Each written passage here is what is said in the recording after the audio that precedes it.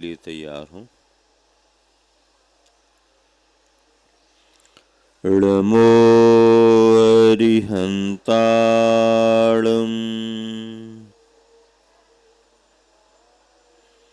णमो सिद्धाणं णमो आयर्याणं णमो बच्छायाणं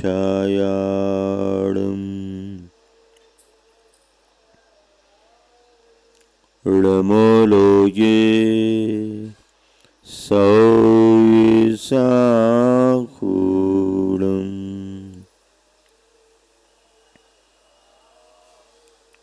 पंच परमेष्टि भगवान की, अहिंसा परमो धर्म की, गुरुवर आचार्य श्री विद्यासागर जी महाराज की, आचार्य प्रवर समय सागर जी महाराज की,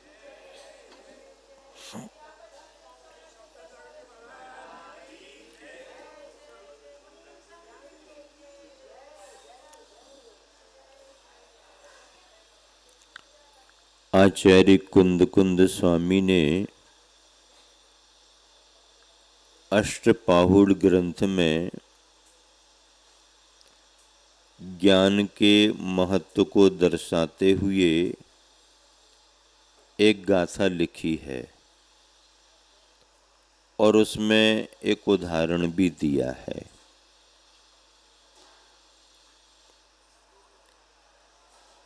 सुई जहाँ असुत्ता, जैसे सुई असूत्राह, सूत्र के बिना कहीं भी खो जाती है। सुई बारीक होती है, सिलने के काम आती है। छोटी होती है, फिर भी सिलने का काम करती है। कैंची बड़ी होती है, फिर भी कतरने का काम करती है। बड़े छोटे से कोई फर्क नहीं पड़ता। छोटा होकर के भी अगर जोड़ रहा है तो वो महान है, और बड़ा होकर के भी अगर कोई किसी की कटिंग कर रहा है तो उसका कोई मतलब नहीं। सुई का उदाहरण दिया है आचार्य प्रवर कुंद कुंद स्वामी ने। कहा कि जैसे बिना सूत्र यानी बिना धागे की सुई कहीं भी गुम सकती है, खो सकती है। महत्वपूर्ण है सुई। सुई सिलने का काम करती है। मैंने एक संस्मरण पढ़ा था, याद आ गया। गांधी जी, महात्मा गांधी ट्रेन में सफर कर रहे थे। वो जिस डब्बे में बैठे थे उनकी सीट के सामने एक व्यक्ति बैठा हुआ था। उनका उनसे कोई परिचय नहीं, कोई बातचीत भी नहीं।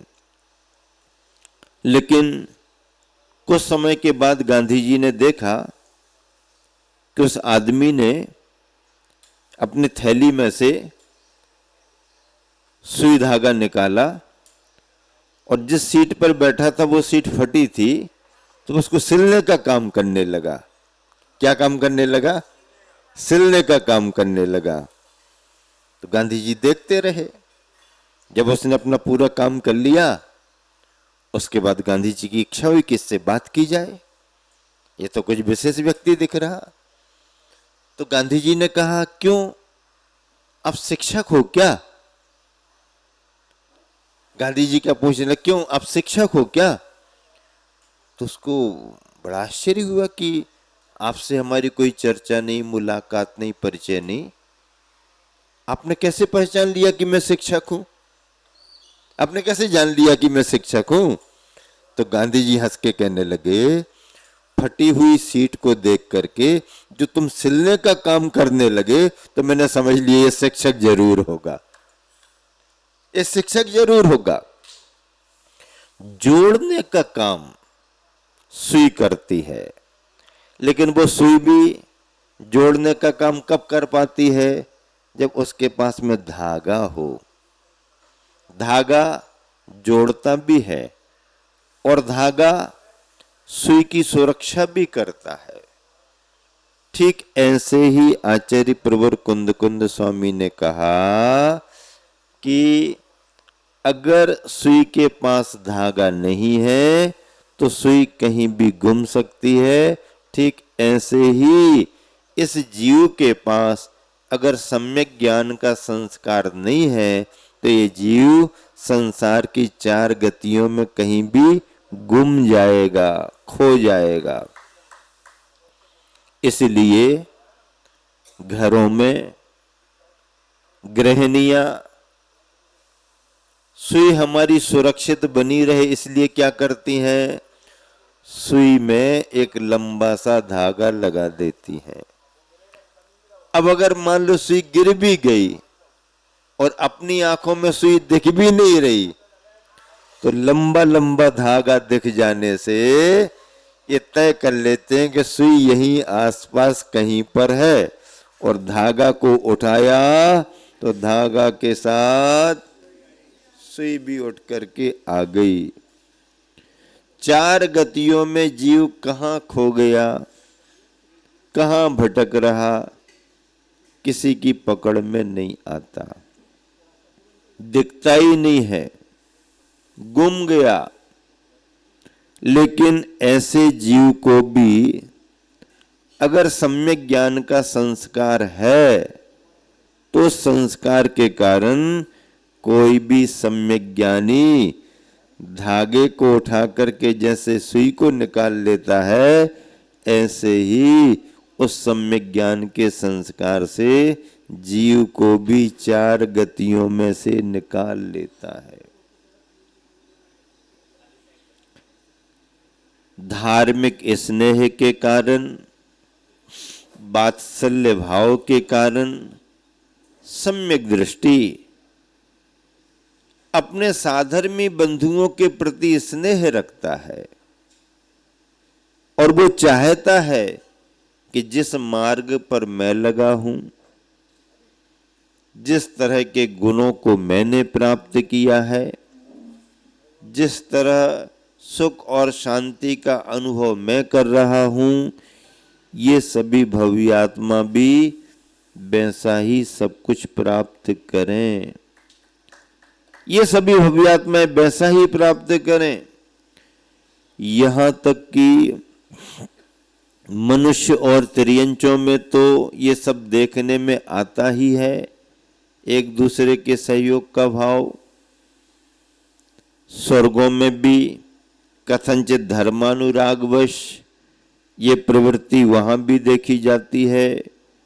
जीव अगर नरक में भी है और किसी का कोई नियोगी जीव है, तो वह नियोगी जीव या तो अपने पारिवारिक मोह भाव के कारण या धर्म भाव के कारण, स्नेह भाव के कारण, पिछले भाव में एक दूसरे का सहयोग हुआ था, ये तय किया था कि तुम जहां भी रहोगे हमारा ध्यान रखना, तो कई बार धर्म के भाव से भी जीव जीव का सहयोग करता है और कई बार अपने मोह के संस्कारों से भी जीव जीव का सहयोग करता है। और इन्हीं संस्कारों के कारण नरकों में भी अगर कोई अपना इष्ट मित्र परिचित परिवारी नियोगी या कोई संस्कार जिसका जिससे था वो पहुंच गया और स्मृति में वो आ गया, तो स्वर्गों का देव तीसरे नरक तक भी जाकर के उस जीव को संबोधने की भावना रखता है और उसे सम्यक दर्शन भी प्राप्त करा देता है। उसके परिणामों में स्थिरता आए ऐसा संबोधन दे देता है। कहाँ? नरकों में भी। सम्यक दर्शन में कारण नरकों में भी धर्मोपदेश है, लेकिन तीसरे नरक तक है, उसके आगे नहीं। धर्म का उपदेश तो नरक में है ही नहीं, नारकी को तो दे ही नहीं सकता है। अब कौन देगा? मनुष्य त्रियंच वहां जा नहीं सकते हैं, स्वर्ग का देव जा सकता है। उस देव को वहां पर कोई तकलीफ नहीं होगी, वहां के वातावरण का प्रभाव उसे कुछ भी नहीं, वो जाके संबोध सकता है और धर्म का संस्कार उसको दे सकता है। साधर्मी वात्सल्य इसी को कहते हैं, और यह मनुष्य त्रियंचों में तो देखने में ही आता है। सम्यक दर्शन के 8 अंगों में एक वात्सल्य अंग भी है। वात्सल्य अंग का मतलब यही है कि साधर्मी बंधुओं को देख करके उनके प्रति स्नेह भाव प्रकट करते हुए उनको भी प्रोत्साहित करना, उनके भी कल्याण की भावना करना, उन्हें भी अपनी प्रभावना में सम्मिलित करना, उनका भी आदर बहुमान सम्मान बना रहे इसका ध्यान रखना, ये साधर्मी वात्सल्य माना जाता है। ऐसे सम्यक दर्शन के अंगों में अनुकंपा गुण की वजह से स्नेह भाव के कारण एक जीव दूसरे जीव का सहयोग करता है। सूत्र क्या आया है? परस्परोपग्रहो जीवानाम। इसका अर्थ क्या है? परस्पर उपग्रह करना एक दूसरे के प्रति, ये एक तरह से जीव का परिणाम। उपग्रह यानी उपकार। उपग्रह का अर्थ क्या होता है? उपकार। एक दूसरे के प्रति उपकारी कौन बनता है? जीव जीव के प्रति उपकारी बनता है। कथनचित पुद्गल भी जीव के प्रति उपकारी बन जाता है। पुद्गल भी जीव के प्रति उपकारी बन जाता है। क्यों? क्योंकि जीव अनुभव करता है। अगर उसे कोई अच्छा वातावरण मिला, कोई अच्छी सामग्री मिल गई, तो जीव ये अनुभव करता है कि इसमें हमारे को अनुकूलता है, इसने हमारे लिए अच्छे शब्द बोले, इसने हमारे लिए खराब शब्द बोले, इसने हमारा सहयोग नहीं किया, इसने हमारा सहयोग किया। तो जीव का जीव के रूप में तो होता है, लेकिन पौद्गलिक सामग्री के माध्यम से भी जीव का उपकार होता है, सहयोग होता है। आपने पेन दे दिया, लिखने के लिए कॉपी की जरूरत थी, आपने कॉपी दे दी। आपने पूजा करने के लिए किसी को सामग्री दे दी, आइए आइए चटाई ले लो, बैठने को चटाई दे दी। सब तरफ गीला था, आपने सूखी जगह दे दी।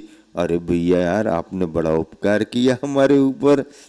तो जीव का जीव के ऊपर उपकार तो होता ही होता है, पुद्गल का भी जीव के ऊपर उपकार होता है। हम जीवन जी रहे हैं, शरीर माध्यम है, शरीर का सहयोग है, प्राण माध्यम है, प्राण का सहयोग है, ये पौद्गलिक है।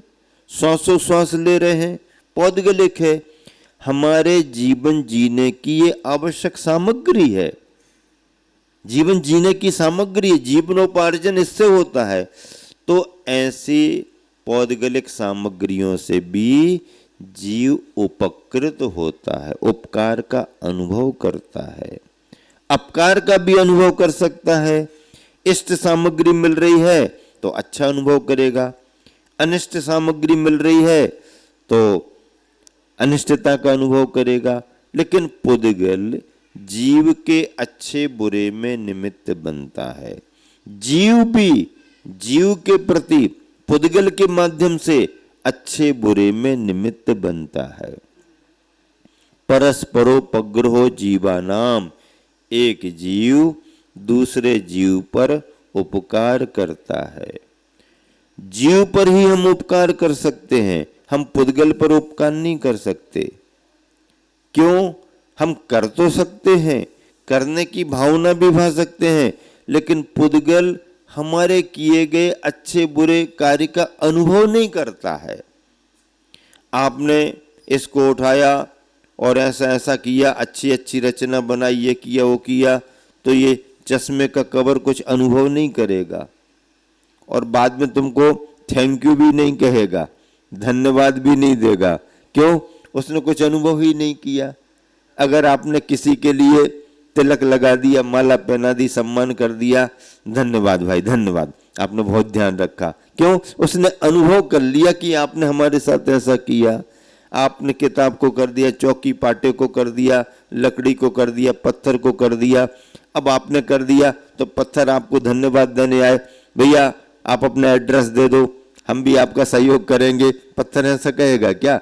नहीं, उसने अनुभव ही नहीं किया वैसा। वो जड़ पुद्गल है, पुद्गल में संवेदनशीलता नहीं है। इसलिए चाहे धर्म द्रव्य हो, चाहे अधर्म द्रव्य हो, चाहे काल द्रव्य हो, चाहे आकाश द्रव्य हो, चाहे पुद्गल द्रव्य हो, ये अनुभव नहीं करते। इनमें ज्ञान दर्शन की चेतना नहीं है। 6 द्रव्यों में से 5 द्रव्यों में ज्ञान दर्शन की चेतना नहीं है, इसलिए इनको जड़ कहा है, अजीव कहा है। ये ज्ञान दर्शन स्वभाव भी नहीं।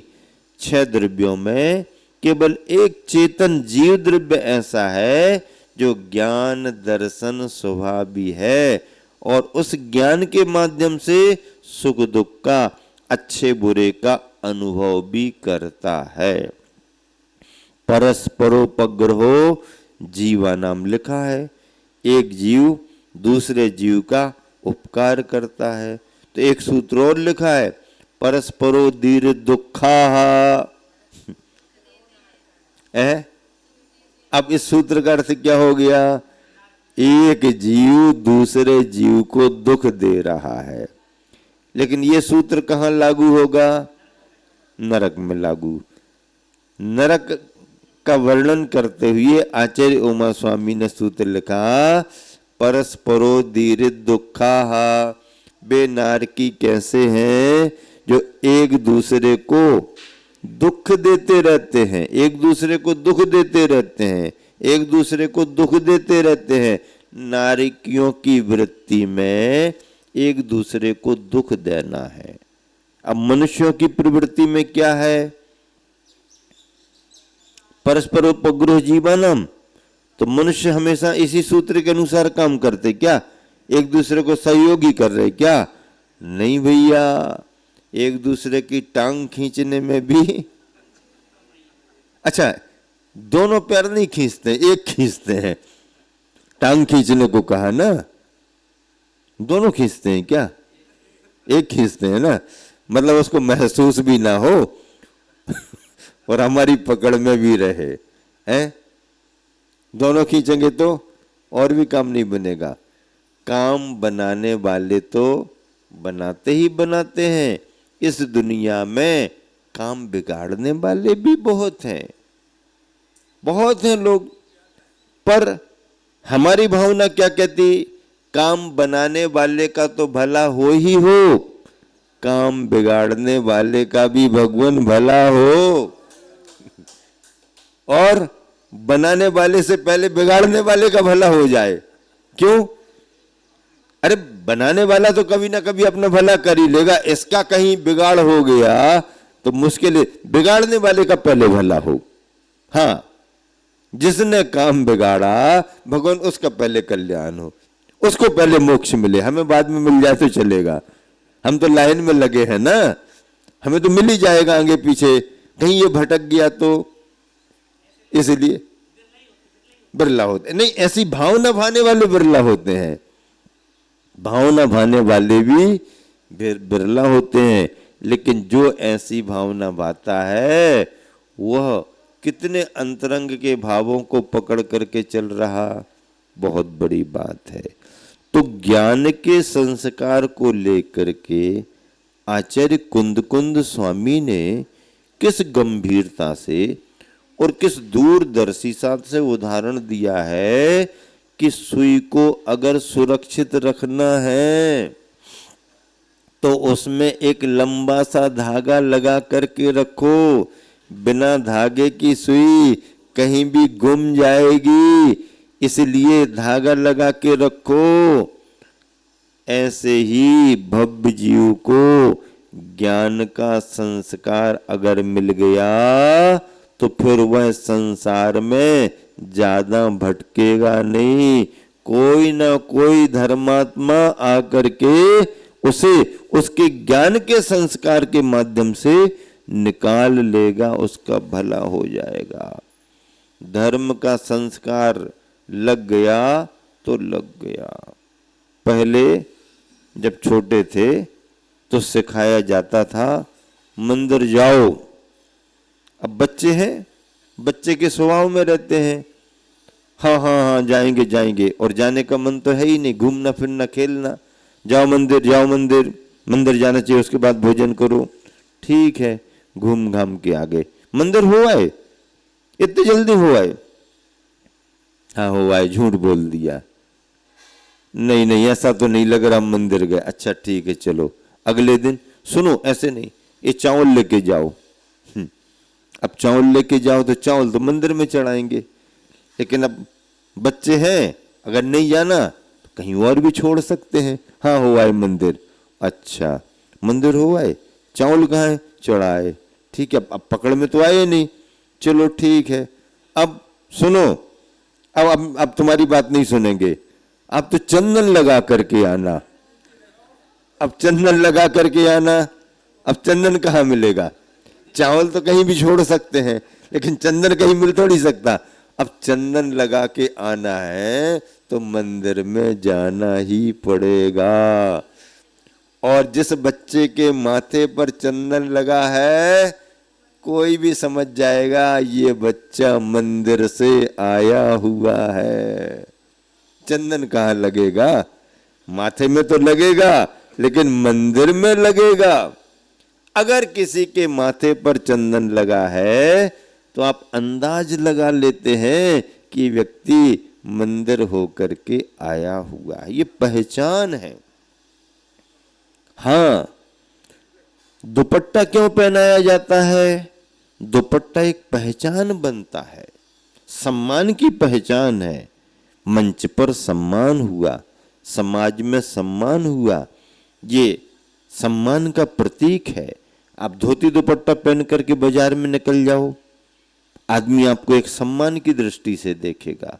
कोई धार्मिक व्यक्ति आ रहा है, कोई पूजा पाठ करने वाला व्यक्ति आ रहा, कोई पंडित पुजारी होगा, थोड़ी सी जगह दे देते हैं, इनको निकल जाने दो, इनको निकल जाने दो। आप सोले के कपड़े नहीं भी पहने, आप धोती दुपट्टा पुराने पहन करके निकल गए, क्या पुराने वाले, बिना सोला वाले भी, तो भी बाजार में आदमी इस नजर से देखेगा कि भैया इनको छुओ मत, इनको छुओ मत। क्यों? धोती दुपट्टा है ना। धोती दुपट्टा मतलब सोले जैसी नजर बनती है। और एकदम धुला हुआ पैंट शर्ट है, सफारी बिल्कुल धुली हुई है, अभी प्रेस करके बिल्कुल ताजी ताजी निकाली है, नई नई ड्रेस पहन करके बिल्कुल एकदम सोले जैसी धुली हुई है, और आप बाजार में जा रहे, कोई भी आपको देखने वाला नहीं, कोई भी आपको धक्का दे देगा। है हमारे धुला हुआ है, हमारा धुला हुआ आपने क्यों छू लिया? क्यों छू लिया? क्यों धुला लिया है? तुम्हारी ड्रेस ही ऐसी मिक्स है। मतलब परिधान का कितना प्रभाव पड़ता है कि धोती दुपट्टा तुम्हारे गैर सोला के भी हैं, पर व्यक्ति आदर की दृष्टि से देख रहा है, सम्मान की दृष्टि से देख रहा है, शुद्धता की दृष्टि से देख रहा। और तुम्हारा परिधान धुला हुआ भी है, एक तरह से इस भाषा में कहें धुले होने के कारण सोले का भी है, तो भी वो परिधान धार्मिक परिधान नहीं है, इसलिए तुम्हारे को कोई अलग से महत्व नहीं दिया जाएगा। तीर्थंकर भगवान की मुद्रा है, वीतरागता की मुद्रा है, प्रामाणिक मुद्रा है। तभी तो दुनिया के मत मतांतर रखने वाले भी समो शरण में पहुंच करके शांत हो जाते हैं।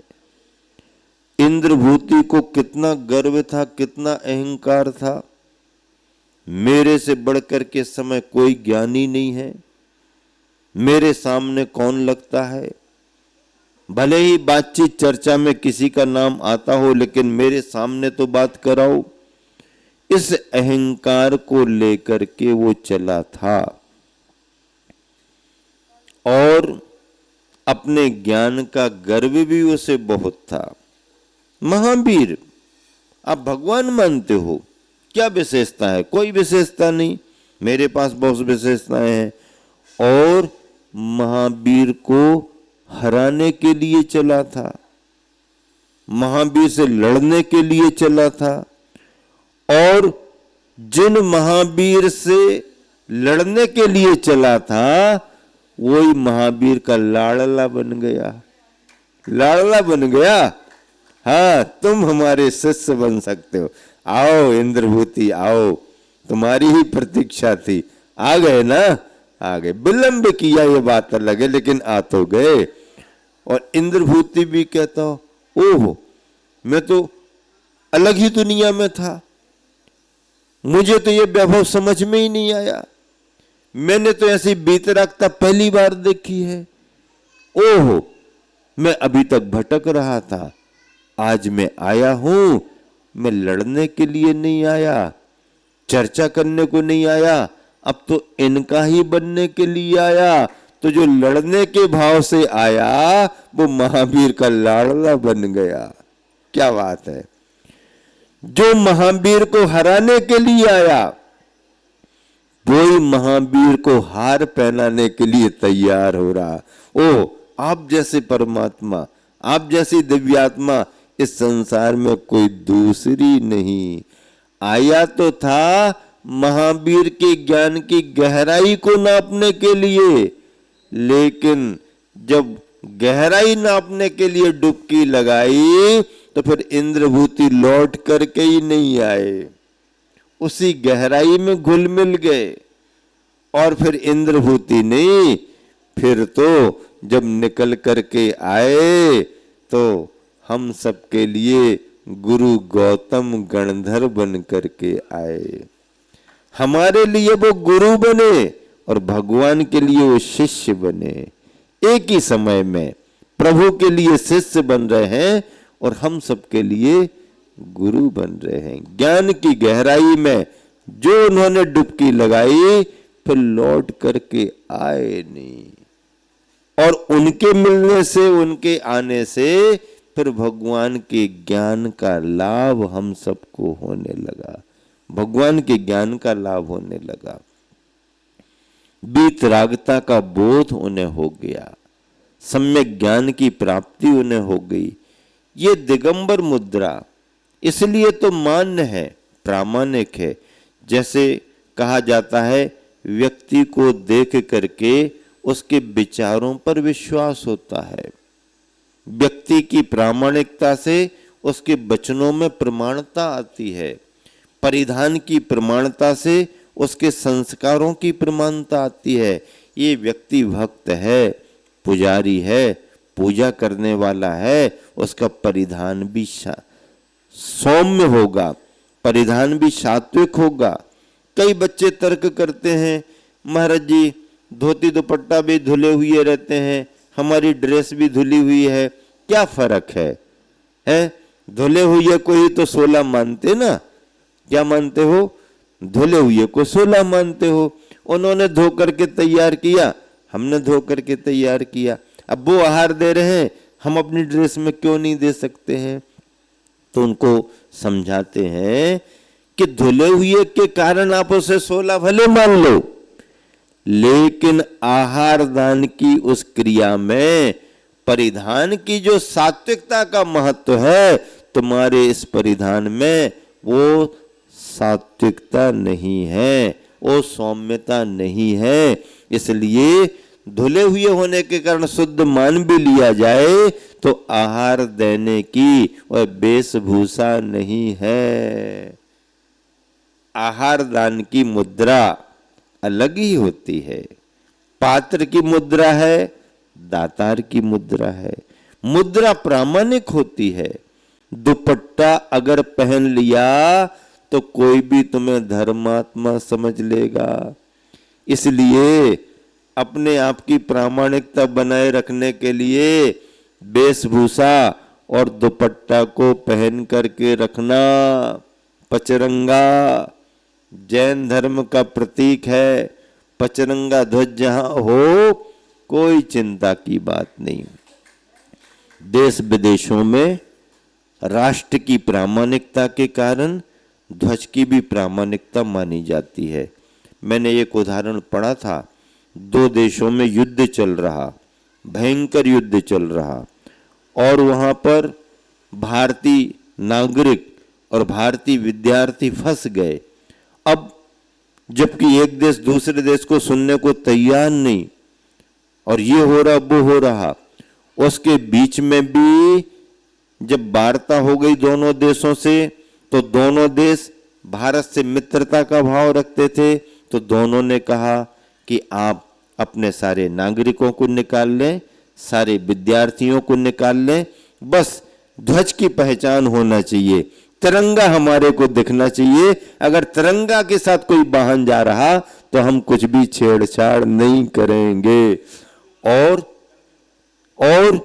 हजारों की संख्या में सारे नागरिक, सारे विद्यार्थी केवल तिरंगा को लगाए उस युद्ध के वातावरण में से भी सुरक्षित निकल करके आ गए। ये यूक्रेन और रसिया के समय भी हुआ, और ये अभी ईरान और इजराइल के बीच में भी हो रहा है। हमारे देश के ध्वज की इतनी प्रामाणिकता कि दोनों देश मान रहे कि भारत से हमारा कोई भी झगड़ा नहीं है, और भारतीय नागरिक और भारतीय विद्यार्थियों को सुरक्षित निकलना चाहिए। दोनों देश ऐसी सद्भावना से उनके वाहन तिरंगा लेकर के अगर निकल रहे हैं तो कोई छेड़छाड़ नहीं। ध्वज का इतना महत्व होता है, ध्वज का इतना सम्मान होता है। वो ध्वज तो प्रतीकात्मक ध्वज है, हमारे राष्ट्र की भावनाओं का सम्मान है, क्योंकि भारत ने कभी भी किसी भी देश के लिए आक्रमण की नीति नहीं अपनाई। हमेशा शांति वार्ता की पहल की है। हमें नुकसान हो गया तो हो गया, लेकिन अपन शांति के रास्ते पर ही आगे बढ़े। अपने देश को भी कई बार शांति वार्ता के नाम पर धोखा हो गया तो उस धोखे को भी झेल लिया, लेकिन अपन ने किसी को धोखा नहीं दिया, किसी भी देश को धोखा नहीं दिया।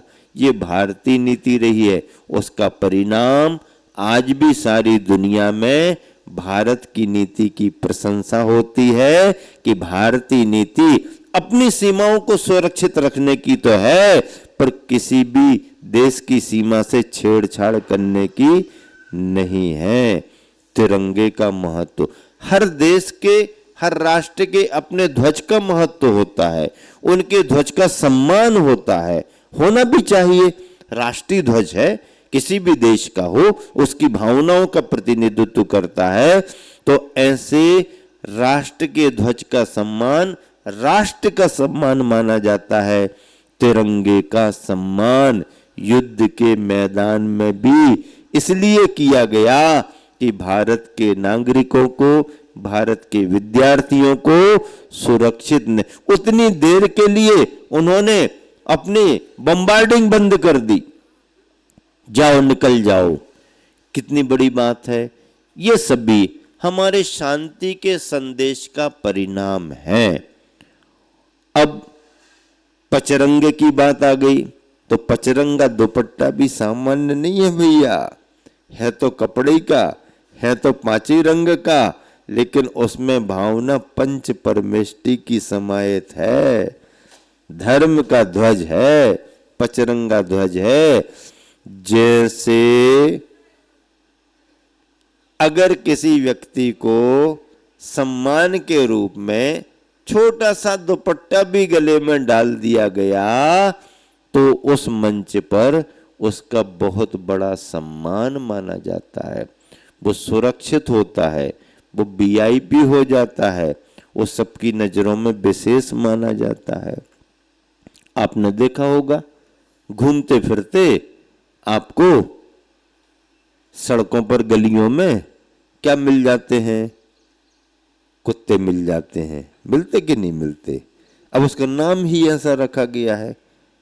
अब उसको कह दो तो उसको बुरा नहीं लगता, और किसी दूसरे को उसका नाम कह दो तो उसको बुरा लग जाए। हमको कुत्ता कह दिया, हमको कुत्ता कह दिया। अरे कुत्ते को कुत्ता कहो तो बुरा मानता क्या हो? है? नहीं नहीं, उसको भी कुत्ता कहोगे तो बुरा मानेगा। उसका कुछ नाम रखो पहले। आजकल तो कुत्तों के नामकरण होने लगे हैं। आजकल तो कुत्तों की कितनी वीआईपी व्यवस्थाएं होने लगी हैं। मैंने सुना एक व्यक्ति का कुत्ता मर गया था तो उसने बहुत सारे लोगों को भोज कराया।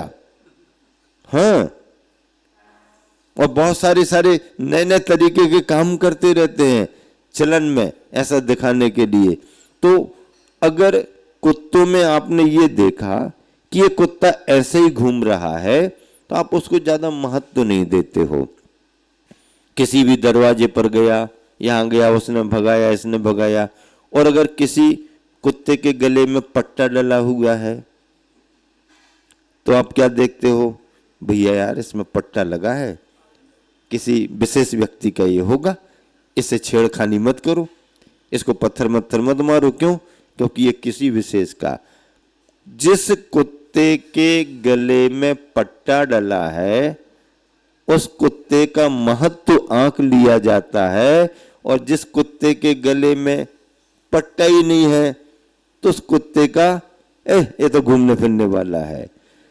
तो संसार में अगर किसी व्यक्ति के गले में धर्म का पट्टा आ गया तो वह संसार की भीड़ भाड़ में महत्वपूर्ण माना जाता है। ये व्यक्ति धर्मात्मा है, धर्म का इसको दुपट्टा लगा हुआ है। और अगर नहीं है, चलो चलो चलो, चलो चलो चलो, कहां से आए, क्यों आए, कौन पूछता है तुम्हारे लिए, और वो भटकता रहता है। अपने जीवन में धर्म का संस्कार आए, इसके लिए एक दुपट्टा होना जरूरी है। और वो दुपट्टा कहां से मिलेगा? पंच परमेष्टियों से धर्म का संस्कार प्राप्त होता है। किसी मुनि महाराज से अगर तुम्हें नमोकार मिल गया, किसी मुनि महाराज ने तुमको गंधोदक लगा दिया, किसी महाराज जी ने कोई छोटा सा नियम दे दिया, किसी महाराज जी ने 2 बातें बता दी, कोई माता जी ने तुमको समझा दिया, किसी त्यागी व्रती भाई बहन ने तुम्हारे लिए थोड़ा संबोध दिया, कितना बड़ा संस्कार जाता है।